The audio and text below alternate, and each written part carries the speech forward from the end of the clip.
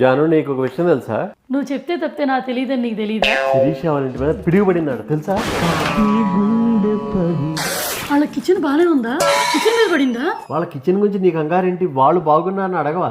వాళ్ళు బాగున్నారా? వాళ్ళు బానే ఉన్నారు, నువ్వు కంగారు పడాల్సింది ఏం లేదు. వాళ్ళ కిచెన్ బాగుందా? కిచెన్ గురించి ఎందుకంత వర్రీ అవుతున్నావు? కిచెన్ పాడైపోయింది అనుకో. ఆ పిడికి ఎక్కడ పడి సచ్చింది? ఆ పిడికి ఎక్కడ పడి సచ్చింది? నా బాధ నాది. నెల రోజుల క్రితం బిర్యానీ బాక్స్ కట్టి పంపించా, బాక్స్ రాలా. అక్కడ ఏం జరిగినా ఆ బాక్స్ నేను ఎత్తుక్కోగలను. ఆ బాక్స్ కింద చొట్ట కూడా ఉంది, నేను గుర్తుపడతా. సెంటిమెంట్ ఆ బాక్స్ నాకు. కొబ్బరికాయ నెత్తి మీద పడి ఒకడేడుస్తుంటే కొబ్బరికాయలో నీళ్లు పోయినా ఇంకోటి ఏడుస్తున్నాడు అంట. అది మరీ పిచ్చితనం జాను. ఎవరన్నా కొబ్బరి నీళ్ళ కోసం ఏడుస్తారా? నీళ్ళు ఎట్టాకపోతే నెత్తి మీద పడేది గనక పగిలిందంటే కొబ్బరి ఎత్తుక్కోవాలి కదా. పోయిన నీళ్ళు ఎవరన్నా పట్టుకుంటారా? కొబ్బరి చూసుకోవాలి జాను. కాయలో కొబ్బరి చూసుకోవాలి. ఏం మనసులో ఏంటో కామన్ సెన్స్ లేకుండా పోయింది. నేను వెళ్ళి నా చొట్టపడ్డ డబ్బా ఎత్తుక్కొచ్చుకుంటా.